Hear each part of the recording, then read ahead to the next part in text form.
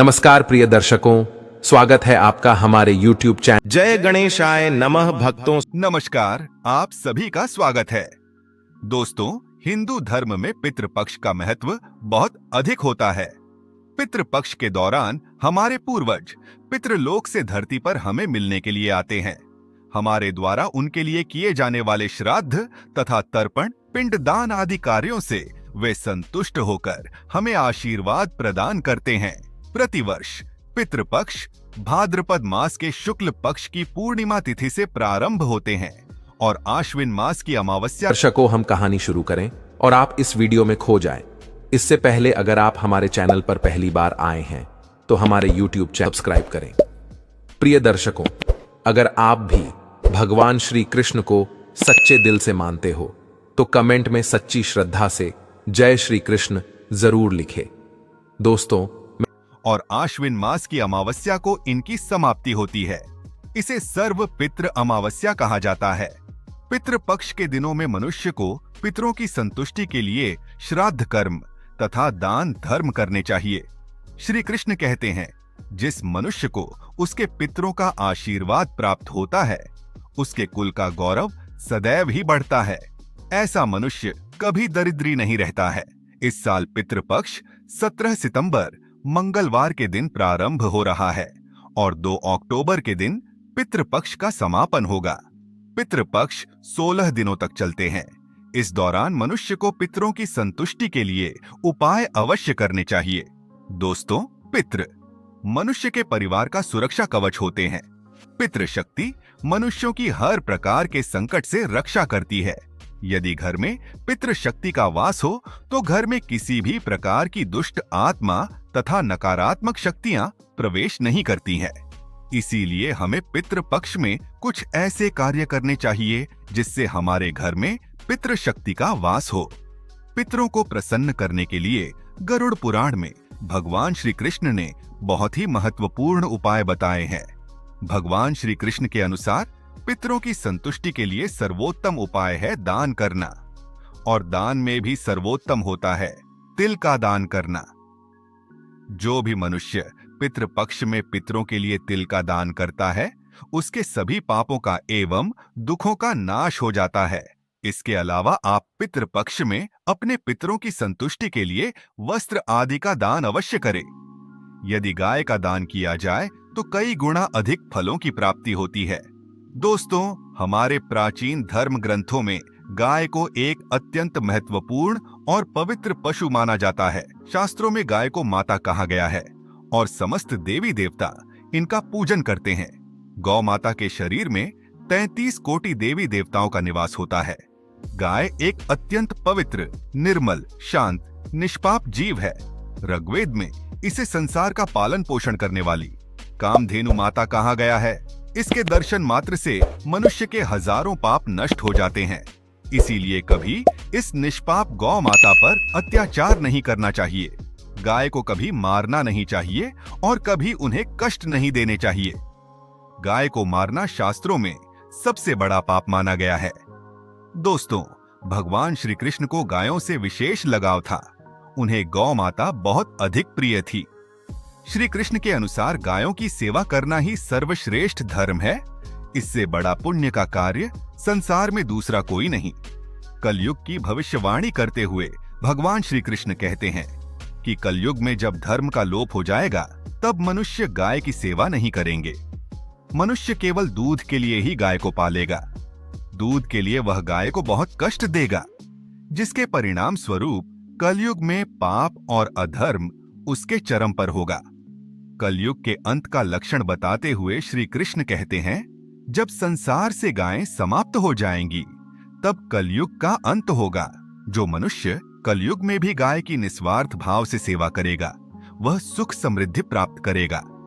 जो स्त्री रसोई में बनी पहली रोटी गौ माता को खिलाएगी वह सदा सुहागिन और सौभाग्यशाली रहेगी। जो लोग अपने घर में गाय से प्राप्त पंचगव्य को घर में रखेगा उसके घर में कभी दुख दरिद्रता नहीं आएगी। दोस्तों, हमारे धर्म के सभी शास्त्रों में गाय की सेवा को ही सर्वश्रेष्ठ माना गया है। जो व्यक्ति प्रतिदिन किसी न किसी तरह से गौ माता की सेवा करता है वह सबसे अधिक पुण्यवान बन जाता है। गांव में तो मनुष्य को गाय की सेवा करने का अवसर प्राप्त होता है, लेकिन शहरों में गाय के दर्शन आसानी से नहीं हो पाते हैं। इसीलिए मनुष्य को गौशाला में जाकर गाय की सेवा करनी चाहिए अथवा गौशाला के लिए दान धर्म करने चाहिए। इसके अलावा आप अपने घर में ही गौ माता की मूर्ति रखकर उनकी पूजा जरूर करें। इससे भी माता कामधेनु का आशीर्वाद प्राप्त होता है। शास्त्रों में गौ माता को मां लक्ष्मी का रूप माना गया है, इसीलिए उनकी पूजा करने से दरिद्रता दूर होती है। प्राचीन काल से ही गौ माता की सेवा और संरक्षण करने की परंपरा चली आ रही है। कई आर्य मुनि अपनी कुटिया में गायों का पालन करते थे तथा राजा महाराज गायों का दान करते थे। गायों के दान को सबसे बड़ा दान कहा गया है। गाय का दान करने से सभी जन्मों के पाप नष्ट हो जाते हैं और मनुष्य को मोक्ष की प्राप्ति होती है। आज हम आपको गौमाता के संबंध में बहुत ही महत्वपूर्ण बातें बताने जा रहे हैं। गाय की पूजा कैसे करनी चाहिए, गाय को कौन सी चीजें खिलाने से कौन सा फल मिलता है तथा गाय के किस अंग को स्पर्श करने से दरिद्रता दूर होती है आदि के बारे में हमारे शास्त्रों में बहुत ही महत्वपूर्ण ज्ञान दिया गया है। हमारी अत्यंत पूजनीय गौ माता के बारे में आप सभी को यह बातें अवश्य जान लेनी चाहिए। इससे आपके जीवन से सभी प्रकार के कष्ट दूर होंगे। दोस्तों, कई बार महिलाएं जाने अनजाने में गाय को कुछ चीजें खिला देती हैं, जिससे मां लक्ष्मी क्रोधित हो जाती है। शास्त्रों में कहा गया है कि ये चीजें गाय को कभी नहीं खिलानी चाहिए। इससे मनुष्य के जीवन में दुर्भाग्य आता है और उसे किसी भी कार्य में सफलता नहीं मिलती है। तो चलिए जान लेते हैं गौ माता के विषय में महत्वपूर्ण नियम। सबसे पहली बात है दोस्तों, गौ माता के दर्शन करना बहुत शुभ होता है। शास्त्र कहते हैं रोज सुबह गाय के दर्शन होने से पुण्य की प्राप्ति होती है और सुबह गोबर के दर्शन होने से लक्ष्मी की प्राप्ति होती है। अगर किसी महत्वपूर्ण कार्य के लिए जा रहे हैं और अचानक ही गौ माता आपके रास्ते में आ जाती है तो वह कार्य निश्चित ही सफल हो जाता है। किसी भी यात्रा पर निकलते समय अगर गौ माता के दर्शन हो जाए तो वह यात्रा सुखपूर्वक पूर्ण हो जाती है, इसमें संशय नहीं है। ज्योतिष शास्त्र के अनुसार कुंडली में यदि पितृ दोष होता है तो अन्य उपायों के साथ साथ गौ माता को प्रतिदिन रोटी और घास खिलाने से लाभ होता है और पितृ दोष से मुक्ति मिलती है। इसी तरह कुंडली में यदि शनि की 7.5 या महादशा है तो हर शनिवार और अमावस्या को काले रंग की गाय को घास या रोटी खिलाएं और उसकी पूजा करें। इससे शनि दोष कम होता है। गौमूत्र यानी कि गाय का मूत्र बहुत ही उपयोगी, पवित्र और स्वास्थ्य की दृष्टि से अत्यंत हितकारी होता है। आध्यात्मिक दृष्टि से तो गौमूत्र का महत्व है ही, साथ ही वैज्ञानिक और स्वास्थ्य की दृष्टि से भी गौमूत्र के बहुत से लाभ बताए गए हैं। गौमूत्र में बहुत से खनिज पदार्थ और स्वास्थ्य वर्धक तत्व होते हैं जो हमारे शरीर की शुद्धि करते हैं और बहुत से रोगों से भी बचाते हैं। साथ ही गौमूत्र छिड़कने से वातावरण में शुद्धता और पवित्रता व्याप्त हो जाती है।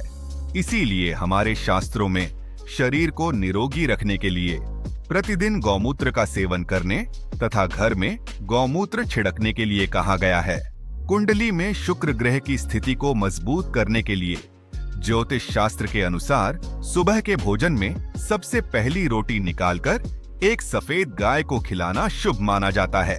अगर आपकी कुंडली में बुध ग्रह कमजोर है या आपको किसी कारण इसके दुष्प्रभाव झेलने पड़ रहे हैं तो हर बुधवार के दिन गाय को हरा चारा खिलाना शुरू कर दें। इससे बुध से जुड़े दुष्प्रभाव दूर होंगे और आपको तमाम समस्याओं का हल मिल जाएगा। अगर कुंडली में मंगल दोष है जिसके कारण आपके जीवन में कई तरह की परेशानियां हैं तो लाल रंग की गाय की सेवा करें। मंगलवार के दिन गाय का पूजन करें और उसे गुड़ और चने आदि खिलाएं। बृहस्पति ग्रह को जीवन के सभी मांगलिक कार्यों का कारक माना जाता है। ऐसे में अगर किसी व्यक्ति के जीवन में विवाह आदि मांगलिक कार्यों में विघ्न निर्माण हो रहे हैं तो उन लोगों को कुंडली में बृहस्पति ग्रह की स्थिति को मजबूत करने के लिए रोटी पर गुड़ और चने रखकर गाय को खिला देना चाहिए। इससे आपको शुभ परिणाम प्राप्त होते हैं। अगर घर में अशांति है लड़ाई झगड़े होते रहते हैं तो घर में सुख शांति बनाए रखने के लिए घर के अंदर गाय के गोबर से बने उपले को जलाना चाहिए।